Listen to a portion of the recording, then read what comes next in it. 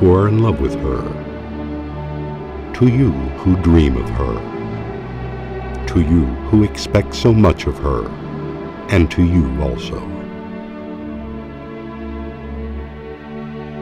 Let me tell you a story. I, the wind who have always blown through your lands.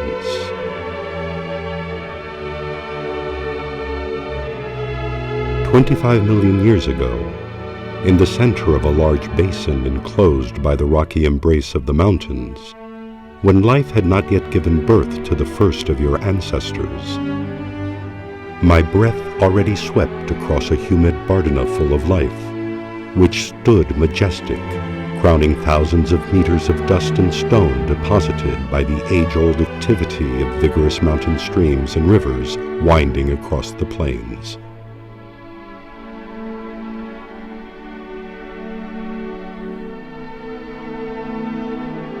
In this Bardena of distant limits, surprising to human eyes unable to traverse the distance of time, life flourished.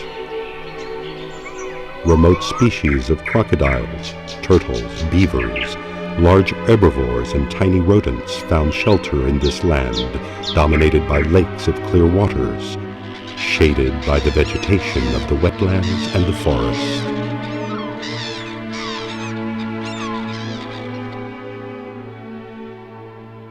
And also here, though hidden within the heart of its own nature, beat the desert, waiting for the fate yearned for by the captive waters. Some small crack through which to slip, and that fate came to be some 9 million years ago, giving rise to this, your Bardena. The complex water map that gave it life united in one enormous common watercourse, the Ebro, which in a natural, inexorable process began to suck up millions of years of history in the force of its floods, disgorging it into the sea.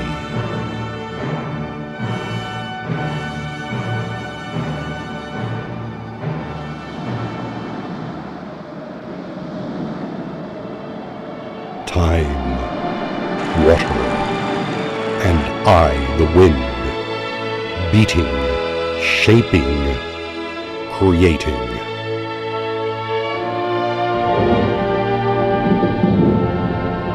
To this same Bardena, your Bardena, which you now see shattered into 1,000 landscapes that reveal the passing of time, though protected by the green mantle of pines, cypresses, oaks, rosemary, they came, those that preceded you.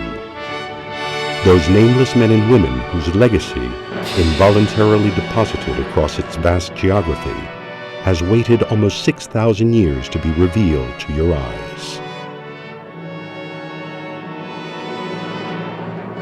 Though to you they are nameless, I knew their works, their shelters, their lives. These ancient colonizers, the first shepherds of the Bardenas, forming small itinerant groups along the natural routes offered by this jagged map of stone, engaged in the arduous task of survival. The tangible testimonies of their existence are none other than the products of their hands, of their minds, and also of their souls. Fragments of hard rocks, which through necessity, experimentation, and wisdom gave birth to tools, decorations, weapons, rough clay vessels of non-existent profiles, and others, beautifully harnessed, which speak to us of distant routes along which not only objects, but also ideas traveled. And their souls too have bequeathed to you testimonies of earth and stone.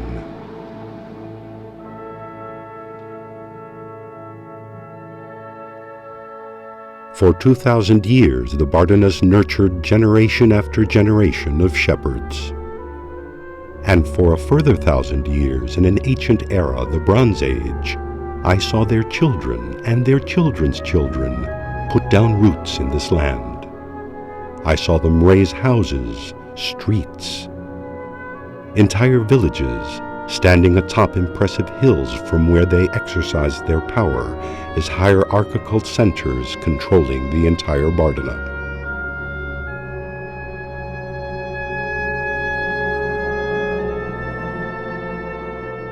In the course of the second millennium before Christ, I witnessed decisive changes in their ways of life.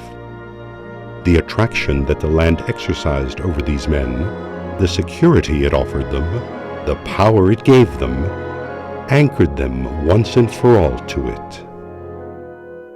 The need to exist and prosper, to extract their substance from the Bardena, gave rise to a rudimentary, inexpert, as yet innocent desire to dominate the pulses of the seeds, the fruits of nature itself.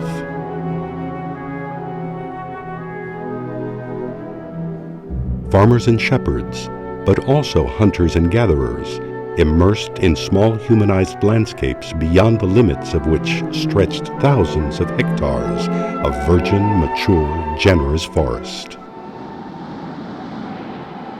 For centuries, nature's stubborn capacity for regeneration maintained the delicate balance between man and the environment, until I saw the desert emerge from the depths of the earth with renewed force after hundreds of years of felling, burning, grazing, and sowing. The exhaustion of the landscape ruled over by man became clear, initiating the inexorable process of abandonment of the weary lands of the interior of the Bardena to the benefit of the new horizons of prosperity that the fertile banks of the Ebro promised, though the pastoral soul of the inhabitants of the Bardena would always remain here, timidly, among the scrub and grass that fed their herds.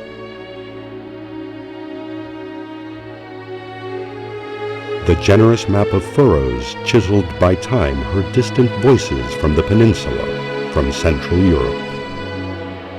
Voices that spoke of turning the mineral into iron, stone into lime, resin into fish, clay into vessels.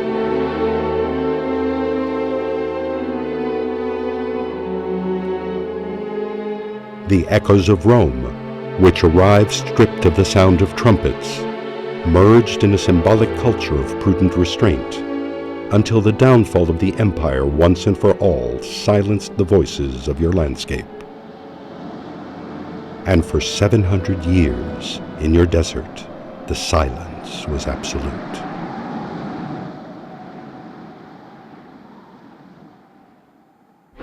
Just a few centuries before your voices were heard. The rugged, bare, jagged Bardena was a land at the edge.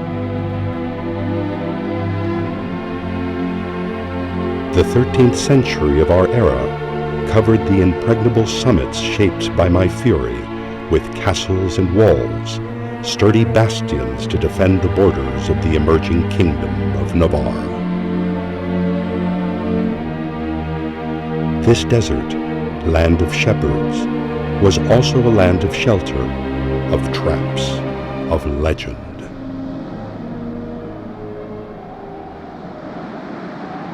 Time, water, man, the north wind, beating, sweeping, shaping, changing. And you, children of this land, continue to tread its skin with your steps.